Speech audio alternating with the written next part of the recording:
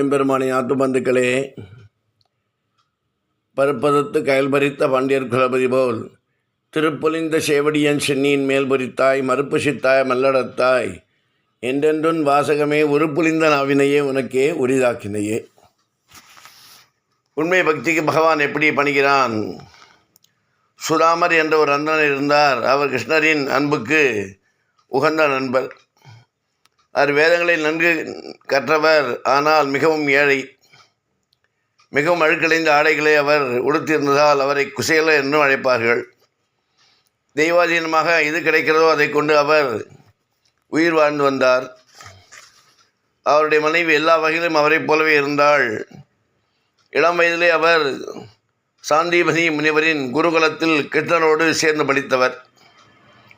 குழந்தைகள் படும் கஷ்டத்தை பொறுக்க முடியாமல் ஒருமுறை அவருடைய மனைவி அவரை பார்த்து, பகவான் கிருஷ்ணர் ஒரு சமயம் தங்களுடைய நெருங்கிய நண்பராக இருந்தார் என்று பலதை என்னிடம் கூறியுள்ளீர்கள். நல்லவர்கள் மீதும் ஏழைகள் மீதும் அவர் மிக்க அன்பு கொண்டார் என்பதும் பிரசித்தமாக இருக்கிறது. தாங்கள் அவரை பார்த்து ஏதாவது உதவி கேட்டால் என்ன என்று கேட்டாள். சுதாமர் அவள் நிலையைக் கண்டு பரிதாபப்பட்டார். மிகவும் சாதாரணமாக ஒரு புடவை அவள் அணிந்திருந்தாள். அந்த புடவையும் பல இடங்களில் கிழிந்திருந்தது. அவரை திருமணம் புரிந்து கொண்டதிலிருந்து அவள் ஒரு நாள் கூட வயிறு நிறைய சாப்பிட்டதில்லை. இதான் முதல் தடவையாக அவள் அவரை ஏதோ கேட்பது, அதுவும் அவர் சந்தோஷமாக இருக்க வேண்டும் என்பதற்காக. அவர் தமக்குள், அவள் திருப்தியாக தான் கிருஷ்ணரை பார்க்க போவேன், ஆனால் இது காரணமாக என் பழைய நண்பனை இத்தனை வருடங்களுக்கு பிறகு பார்க்கும் சந்தர்ப்பம் கிடைக்கும் என்று நினைத்து கொண்டார். அவருக்கு காணிக்கையாக கொடுக்க வீட்டில் ஏதாவது இருக்கிறதா என்று பார்த்தபோது வெறுங்கையுடன் தான் என் நண்பனை எப்படி பார்க்க முடியும் என்று கேட்டார். அப்படி கொடுக்க வீட்டில் ஒன்றுமில்லை. உடனே அவன் வெளியே சென்று 4 பிடி நெல் பக்கத்து வீட்டுகளிலிருந்து வாங்கி வந்தாள். அதை இழுத்து அவலாகச் செய்து ஒரு துணியில் கட்டினாள். அதை எடுத்துக்கொண்டு அந்த ஏழை பக்தரான அந்தகர் துவாரகையை நோக்கி நடந்தார். வழியெல்லாம் கிருஷ்ணரை தாம் சந்திக்கப் போவதை எண்ணி அதை எடுத்துக்கொண்டே சென்றார். துவாரகை அடைந்ததும் அந்த அழகிய நகரை கண்டு என்பட்டு கொண்டே சென்றார். கிருஷ்ணரையும் அவர் சொந்தமான பல மாளிகைகள் இருந்து அந்த இடத்தை அடைந்தார். எல்லா மாளிகைகளும் விட மிகச் சிறப்பாக தோன்றிய ஒரு மாளிகைக்கு நுழைந்தார். அவர் யாரும் தடுத்து நிறுத்தவில்லை. வாய்க்கதவை தட்டி உள்ளே இருந்த கூடத்துக்குள் நுழைந்தார். தூரத்தில் கிருஷ்ணர் ஒரு கட்டிலில் ருக்மணியோடு உட்கார்ந்திருந்தது தெரிந்தது. அவர் உள்ளே நுழைந்தான். தாமதம். கிருஷ்ணர் வெகு ஆவலோடு வந்து அவரை கட்டி தழுவிக்கொண்டார். தன் நண்பரை தழுவிக்கொண்டு கிருஷ்ணருக்கு பேரானந்தத்தை கொடுத்தது. அவருடைய தாமரை கண்களிலிருந்து கண்ணீரை வரவழைத்து சுதாமரன் தம்மை அடக்கிக் கொள்ள முடியாமல் அழுதார். கிருஷ்ணர் அவரை தன் கட்டியில் உட்கார வைத்து அவர் கால்களை அலம்பி அந்த தண்ணீரை குடித்தவுடன் தன் தலையிலும் தெளித்து கொண்டார். கிருஷ்ணர் பக்கத்தில் நின்று கொண்டிருந்த ருக்மணிக்கு சுதாமருக்கு விசிறி வீச ஆரம்பித்தாள். எலும் தோலுமாக இருந்த அந்த அந்தனரை அதுவும் கிழிந்த அழுக்கு வெட்டி கட்டி கொண்டிருந்தவரை கிருஷ்ணன் இவளை பூஜிக்கவும் கிருஷ்ணன் சுதாமன் கைகோத்து கொண்டு உட்கார்ந்து குருகுலத்தில் தாங்கள் கழித்த இன்ப நாட்களை பற்றி பேச ஆரம்பித்தனர். தன் நண்பருடைய நிலை கிருஷ்ணருக்கு நன்கு தெரியும். அவர் ஏன் அங்கே வந்தார் என்பதும் கிருஷ்ணருக்கு தெரியும். அவர் நிறைய தனம் கொடுக்க வேண்டும் என்று அவரிடம் நினைத்தார். பணத்திற்காக சுதாமர் என்னை ஒரு நாளும் பூஜை செய்ததில்லை. இப்போது கூட அவருடைய தர்மபத்தினியின் தூண்டலில் தான் வந்திருக்கிறார் என்றும் கிருஷ்ணனுக்கு தெரியும். அவர் கனவிலும் நினைத்து பார்க்காத அளவுக்கு அவருக்கு செல்வத்தை கொடுக்க வேண்டும் என்று கிருஷ்ணர் நினைத்தார். கடைசியில் கிருஷ்ணர், என்ன நண்பா, எனக்கு என்ன கொண்டு வந்திருக்கிறார் என்று கேட்டார். சுனாபனின் தலையை குனிந்து தான் கொண்டு வந்திருந்த அவளை காண்பிக்க அவர் வெட்கவும் அத்தனை அற்புதமான பொருளை கிருஷ்ணனுக்கு கொடுக்க அவருக்கு அவமானமாக இருந்தது. ஆனால் கிருஷ்ணர் அவரை விடவில்லை. நீ ஏதோ ஒரு சாதாரண பொருளை கொண்டு வந்திருக்க வேண்டும், அதுதான் யோசனை செய்கிறாய், அதனால் என் பக்தன் என் அன்போடு ஒரு சிறிய பொருளை கொடுத்தாலும் அதை நான் பெரிதாக ஏற்றுக்கொள்வேன் என்றான் ஸ்ரீகிருஷ்ணன். பக்தி இல்லாமல் கொடுக்கப்படும் பொருள் எதையும் அத்தனை பெரிதாக இருந்தாலும் சரி, அது எனக்கு இன்பத்தை தருவதில்லை. எனக்கு அன்போடு அளிக்கப்படும் பொருள் அது எதுவாக இருந்தாலும், இலையாக இருந்தாலும் சரி, மலராக இருந்தாலும் சரி, ஏன் வெறும் தண்ணீராக இருந்தாலும் சரி, அதை நான் மகிழ்ச்சியோடு ஏற்றுக்கொள்வேன். ஏனெனில் அதில் பக்தியும் அன்பும் உள்ளவர்களால் தான் கொடுக்கப்படுகிறது என்றான் ஸ்ரீகிருஷ்ணன். ஆனால் கிருஷ்ணர் இப்படி பேசியும் சுதாமர் அசையாமல் பேசாமல் இருந்தார். உடனே கிருஷ்ணரே சுதாமரின் அவளை முடித்திருந்த துணியை எடுத்து வைத்திருந்தார். அது அவளை கண்டதும் அவர் எல்லையற்ற மகிழ்ச்சி அடைந்தார்.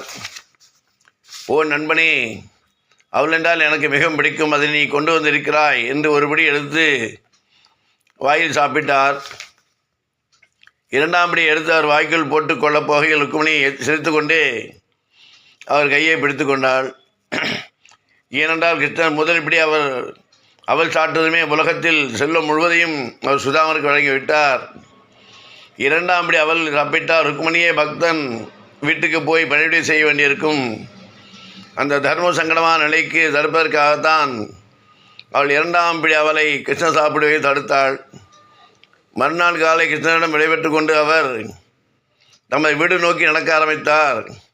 கிருஷ்ணன் அவரோடு சிறிது தூரம் சென்றுவிட்டு விடைபெற்று திரும்பினார். செல்வம் வேண்டுமென்று சுதாம கிருஷ்ணரை ஒருபொழுதும் வேண்டியதில்லை. இந்த அற்ப பொருளை நாடி எவரிடமும் சென்றோமே என விற்கப்பட்டார். ஆனால் கிருஷ்ணரை தரிசனத்தில் அவருக்கு மற்றற்ற மகிழ்ச்சி. கிருஷ்ணர் எத்தனை அன்புள்ளம் கொண்டவர் என்பதை இன்று நான் பார்த்தேன்.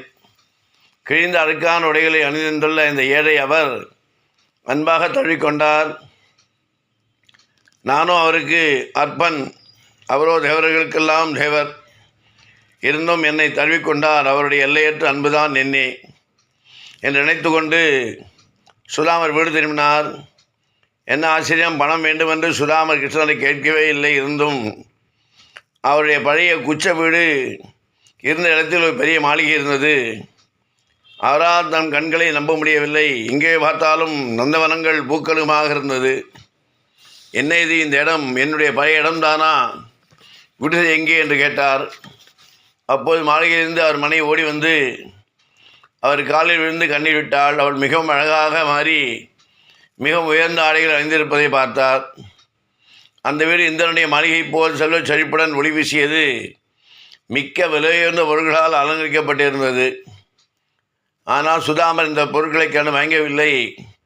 கிருஷ்ணனோடு தாம் இருந்த நேரங்களை பற்றியே நினைத்து கொண்டிருந்தார். திடீரென்று கிடைத்த அந்த பொருள்களை விட கிருஷ்ணருடைய கமல பாதங்கள் தியானிப்பதை அவருக்கு மிக மகிழ்ச்சி அளித்தது. அவருடைய மனைவியும் மிகுந்த உத்தமி. அவளும் கிருஷ்ணரை தியானிப்பதில்தான் உண்மையான ஆனந்தம் இருக்கு என்று அறிந்து கொண்டாள். கிருஷ்ணனுக்கு பகட்டான ஆடை அலங்காரமோ பிரதானமாக அக்கார அடிசலோடு கூடிய சித்தாண்டமோ தேவையில்லை.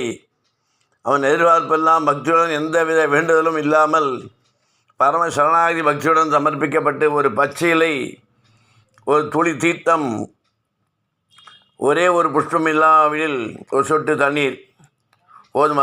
அதுதான் வைகுண்டத்தையே தருவான் என்பது கிருஷ்ணனுடைய பெருந்தன்மை. அதிலிருந்து என்ன தெரியும்? பக்தியை செலுத்தினால் போதும், சக்தியை கொடுக்கிறேன், அதன் மூலம் நீ உன் வாழ்வில் சகல சௌபாகியங்களையும் பெற்று வாழ்வாய் என்பதற்கு சுதாமர் மூலம் கேட்காமலேயே குறிப்பறிந்து செய்யக்கூடியவன் குணசீலனான கண்ணபிரான். மனிதர்கள் கேட்டாலும் அவர்களுக்கு சாதகமாக இருந்தால்தான் செய்வார்கள். மாதவனோ மனம் அறிந்து நம்முடைய நிலை அறிந்து நமக்கு செய்யக்கூடிய ஒரு பெரும் பங்கை நம்முடைய வாழ்க்கையில் கொடுக்கக்கூடியவன பரம்பொருளான ஸ்ரீமன் நாராயணன். பக்தி ஒன்றே போதும், பக்தனொத்தனையே போதும் என்று சுதாமன் மூலம் பக்தியை நாம் எப்படி செலுத்த வேண்டும், நட்பு எப்படி இருக்க வேண்டும், நண்பர்கள் எப்படி இருக்க வேண்டும் என்பதை கண்ணன் சுதாமன் மூலம் நமக்கு தெரியப்படுத்தியுள்ளான். நாமும் நலம் பெறுவோம், நாடும் நலம் பெற வேண்டும், நாமும் வளமாக நலமாக வாழ வேண்டும் என்று சொல்லி ராதா ருக்மணி சமேத கிருஷ்ண பகவானை பிரார்த்தித்து எம்பெருமானார் ராமானுஜன் திவ்ய திருவடிகளே சரணம்.